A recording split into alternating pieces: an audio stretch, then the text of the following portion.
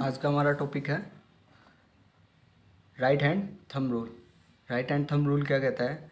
If you imagine to hold a current carrying conductor in your right hand with your thumb straight and pointing in the direction of the current, the direction of the curl of the fingers representing the direction of the magnetic field.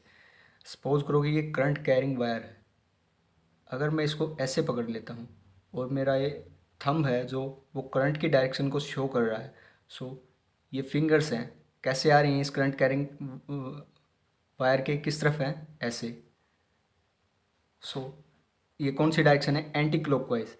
Anti clockwise direction में उसका magnetic field apply होगा। जैसे देखिए इसकी fingers किस तरफ आ रही हैं? अंदर की तरफ है। सो ये डायरेक्शन किसकी होगी? मैग्नेटिक फील्ड की। और ये वाली डायरेक्शन है करंट कैरिंग कंडक्टर में करंट की। यही है right hand thumb rule. Magnitude of magnetic field. It has been found by the experiment that the strength of the magnetic field at a point increases with the increase of the magnitude of the current flowing through the wire and vice versa। जैसे जैसे current carrying conductor के अंदर current की capacity, current की intensity को बढ़ाएंगे हम, वैसे वैसे इसके अराउंड मैग्नेटिक फील्ड बढ़ेगा। और जैसे जैसे हम मैग्नेटिक फील्ड को बढ़ाएंगे वैसे वैसे इंड्यूस्ड करंट है वो बढ़ेगा। The strength of the magnetic field B decreases on increases the distance of the point of observation from the wire। B है वो इन्वर्सली प्रोपोर्शनल होगा R से। The strength of the magnetic field, जो magnetic field किसी current carrying conductor के चारों तरफ बन रहा है वो डिक्रीज होगा on increase the distance of the point of observation from the wire. जैसे जैसे हम ऑब्जर्वेशन पॉइंट को वेरी कराएंगे, जितना दूर जाएंगे उतना ही मैग्नेटिक फील्ड डिक्रीज होता जाएगा। कंबाइन करके अगर इन दोनों इक्वेशन को लिखते हैं तो B is directly proportional to 1/I/R। ऐसा यूनिट ऑफ मैग्नेटिक फील्ड क्या है? Tesla. 1 tesla is equal to newton per metre ampere और weber metre square. Tesla is a very big unit of practical purposes. ये अलग अलग units दी गई हैं magnetic field की। 1 tesla is equal to 10⁻⁴ gauss भी एक यूनिट है। Magnetic field due to a current carrying circular wire. Magnetic field is created not only by straight current carrying wire but also when the wire is bent। Let us study the case of the magnetic field created due to a circular current carrying wire। ये कहता है कि कोई straight wire है उसकी वजह से ही magnetic field induce नहीं होता, बल्कि अगर कोई वायर है करंट कैरिंग उसको अगर हम सर्कुलर फॉर्म में रोटेट कर देते हैं तो भी मैग्नेटिक फील्ड बनता है। उस केस में डायरेक्शन क्या होगी मैग्नेटिक फील्ड की? देखिए जैसे ये कोई वायर है, सपोज करो कि वायर का एक एंड है। अगर ये पूरा एक सर्कल है, ये पेन भी है जिसके अंदर मैंने अगर इस सर्कल की वायर को ऐसे पकड़ रखा है तो डायरेक्शन क्या हो रही है करंट की? कुछ इस तरफ ऐसे ऐसे आ रही है। सो मैग्नेटिक फील्ड मेरी curls of finger, magnetic field कैसा होगा? उस सर्कल से बाहर की तरफ।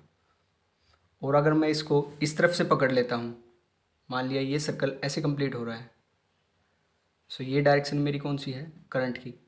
सो मैग्नेटिक फील्ड की डायरेक्शन कैसी आएगी? बाहर की तरफ।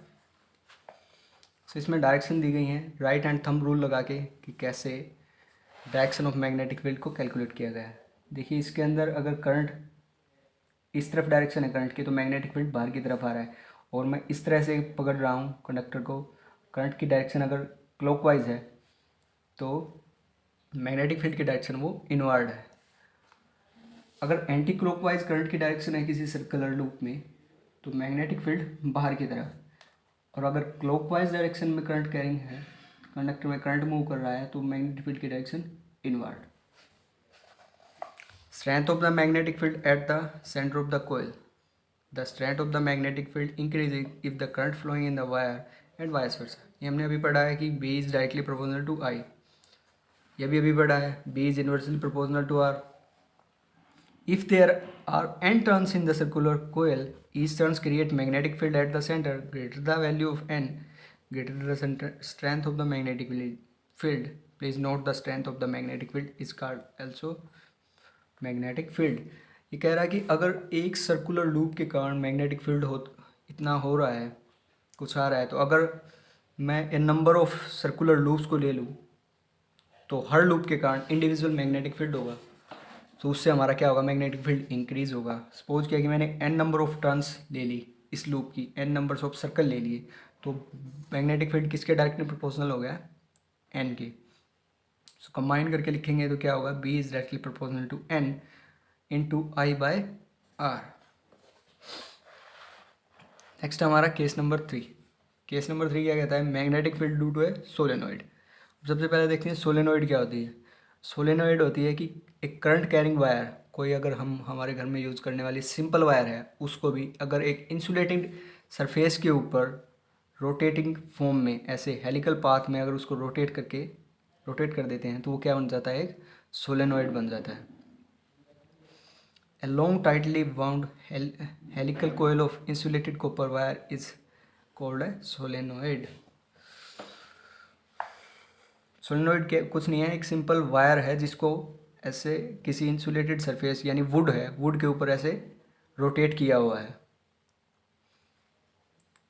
इसमें डायरेक्शन क्या होती है मैग्नेटिक फील्ड की, magnetic field of lines in a solenoid वही है, नॉर्थ से इमर्ज करेंगी, साउथ में एंटर करेंगी और फिर साउथ से नॉर्थ, सेम वही जो एक मैग्नेट की डायरेक्शन होती है। मैग्नेटिक फील्ड की direction of magnetic field, the pattern of the magnetic field is similar to a bar magnet, one end of the solenoid is a magnetic north pole and other is south pole.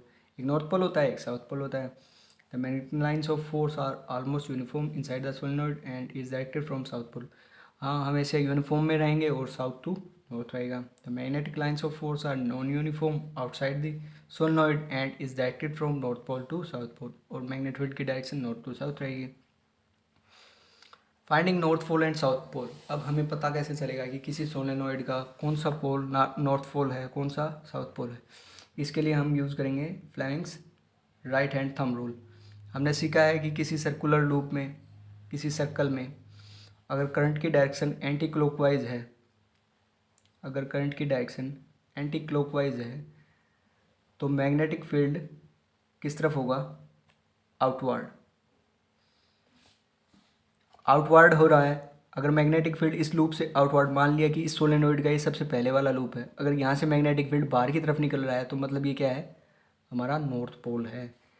और अगर मान लिया current की direction clockwise है, clockwise में क्या होगा कि मैग्नेटिक फील्ड अप्लाई होगा वो इनवर्ड होगा। इनवर्ड मतलब इसके इस लास्ट वाली रिंग के अंदर मैग्नेटिक फील्ड आ रहा है ऐसे। सो ये कौन सा पोल होगा, हमारा साउथ पोल, क्योंकि नॉर्थ पोल से हमेशा मैग्नेटिक लाइन ऑफ फोर्स बाहर निकलता है और साउथ पोल से एंटर करता है। इसमें बस यही सब दिया गया है। The strength of the magnetic field increase with the number of turns, हाँ नंबर ऑफ टर्न्स पे डिपेंड करता है, क्योंकि हर रिंग अपना magnetic line of force introduce कराएगी, तो जितनी नंबर ऑफ टर्न्स होंगी, जितनी ज़्यादा टर्न्स होंगी उतना ही ज़्यादा मैग्नेटिक फील्ड होगा, उतनी उसकी स्ट्रेंथ ज़्यादा होगी। So B is directly proportional to N I. Next topic is electromagnet. Electromagnets क्या होते हैं, एक long tightly wound helical coil of insulated copper wire containing soft iron core is called an electromagnetic. Same एक solenoid है, इस solenoid के अंदर हमने क्या किया था, पहले कोई इंसुलेटेड सिस्टम है, इंसुलेटेड मटेरियल है, वो इंट्रोड्यूस कराया था। अब की बार उस इंसुलेटेड मटेरियल की जगह पे अगर हम कोई सॉफ्ट आयरन की कोर को इंट्रोड्यूस करा देते हैं या इंसर्ट कर देते हैं इसके अंदर, तो इलेक्ट्रोमैग्नेट की तरफ ये बढ़ेगा। अभी इलेक्ट्रोमैग्नेट्स होती क्या हैं,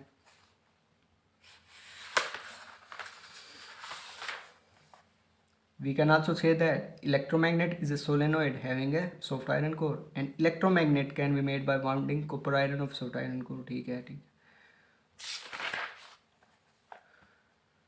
अभी इस मैग्नेटिक हमने जो ये यहाँ देखिए सॉफ्ट आयरन कोर को इंट्रोड्यूस किया है किसी सोलेनोइड के हेलिकल स्ट्रक्चर में, इंसुलेटेड सिस्टम की जगह, इंसुलेटेड मटेरियल की जगह पे एक सॉफ्ट आयरन कोर को इंट्रोड्यूस किया है, इंसर्ट किया है, तो उससे क्या होगा, ये सॉफ्ट आयरन कोर है, जैसे जैसे करंट फ्लो करेगा इस करंट कैरिंग वायर के अंदर तो मैग्नेटिक फील्ड प्रोड्यूस होगा। मैग्नेटिक फील्ड प्रोड्यूस होने की वजह से जो सॉफ्ट आयरन कोर है वो भी, उसके अंदर भी ईएमएफ इंड्यूस्ड हो जाएगा, और ईएमएफ इंड्यूस्ड होने की वजह से उस सॉफ्ट आयरन कोर भी एक मैग्नेट की तरह बिहेव करेगी।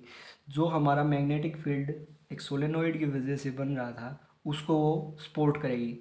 कहने का मतलब ये है कि पहले तो इन टर्न्स की वजह से जो हमने वायर ली है सोलेनोइड वायर, इस सोलेनोइड की वजह से मैग्नेटिक फील्ड प्रोड्यूस हो रहा था, और सॉफ्ट आयरन कोर लगाने की वजह इंसर्ट करने की वजह से और ज़्यादा मैग्नेटिक फील्ड प्रोड्यूस हो रहा है, क्योंकि सॉफ्ट आयरन कोर भी अपना मैग्नेटिक फील्ड प्रोड्यूस कर रही है, तो मैग्नेटिक फील्ड स्ट्रॉन्ग हो जाएगा। मैग्नेटिक फील्ड को स्ट्रॉन्ग बनाने के लिए इस सॉफ्ट आयरन कोर को इसके अंदर इंसर्ट किया गया था। इसी को हम क्या कहते हैं, इलेक्ट्रोमैग्नेट्स, जिसको बहुत सारे अप्लाइंसेस में यूज़ किया जाता है। एक सिंपल स्ट्रक्चर कैसे बना सकते हैं हम इलेक्ट्रोमैग्नेट को, जैसे ये करंट कैरिंग वायर है, इस मटेरियल को हमने, इस वायर को एक कील जो आयरन नेल होती है ना हमारे घरों में, उसके ऊपर रोटेट किया है ऐसे हेलिकल पाथ में, और एक बैटरी से कनेक्ट कर दिया है। जैसे ही हम इस स्विच को ऑन करेंगे तो क्या होगा, ये अपना ये अपना मैग्नेटिक फील्ड प्रोड्यूस करेगी। जैसे ही इस वायर के अंदर से करंट मूव करेगा, और वैसे ही ये आयरन नेल है, ये भी अपना मैग्नेटिक फील्ड प्रोड्यूस करेगी, जिसके कारण मैग्नेटिक फील्ड सपोर्ट होगा इस सोलेनोइड के कारण, जिससे एक इलेक्ट्रोमैग्नेट की तरह बिहेव करेगी। अब इलेक्ट्रोमैग्नेट और परमानेंट मैग्नेट में क्या फ़र्क होता है, कुछ फ़र्क नहीं, बस यहाँ पे जो हमने सॉफ्ट आयरन कोर इंसर्ट की थी उसकी जगह पे अगर हम स्टील को रिप्लेस कर देना इसकी जगह पे। स्टील को क्यों, क्योंकि स्टील की जो रिटेंटिविटी होती है ना, रिटेंटिविटी का मतलब होता है कि the ability of a material to retain the magnetic line of force. जब हमने किसी मटेरियल को मैग्नेटाइज कर दिया, अगर हम किसी सॉफ्ट आयरन कोर को किसी मैग्नेट के पास रखेंगे तो क्या होगा कि वो मटेरियल है वो मैग्नेटाइज हो जाएगा, मतलब वो मटेरियल भी एक मैग्नेट की तरह बिहेव करना स्टार्ट कर देगा। बट आयरन कोर क्या है कि कुछ टाइम के बाद अपनी इलेक्ट्रोमैग्नेटिविटी को लूज़ कर देता है। वो कुछ टाइम तो मैग्नेट की तरह बिहेव करेगा, बट वो परमानेंट बिहेव नहीं करेगा।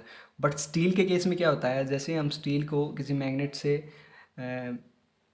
इलेक्ट्रोमैग्नेट से अगर उसको मैग्नेटाइज कर देते हैं, मैग्नेटाइज करने के बाद उसकी रिटेंटिविटी ज़्यादा होती है, वो काफ़ी लंबे समय तक एक मैग्नेट की तरह बिहेव करेगा। उसी को क्या कहते हैं हम, परमानेंट मैग्नेट। ये मैग्नेटिक मटेरियल दिए गए हैं अलग अलग, carbon, steel, chromium, cobalt etcetera. इसको आप पढ़ लेना। फिर नेक्स्ट हमारा इलेक्ट्रोमैग्नेट और परमानेंट मैग्नेट, इसमें डिफरेंस है क्या क्या है, इलेक्ट्रोमैग्नेट क्या होता है और परमानेंट मैग्नेट क्या होता है। ये है मेलवे ट्रेन, इसको पढ़ना आप। इसके अंदर दिया गया है कि परमानेंट मैग्नेट्स को हम कहाँ यूज़ करते हैं। प्रैक्टिस एक्सरसाइज 2B, ये आप प्रैक्टिस एक्सरसाइज ट्राई कर लेना।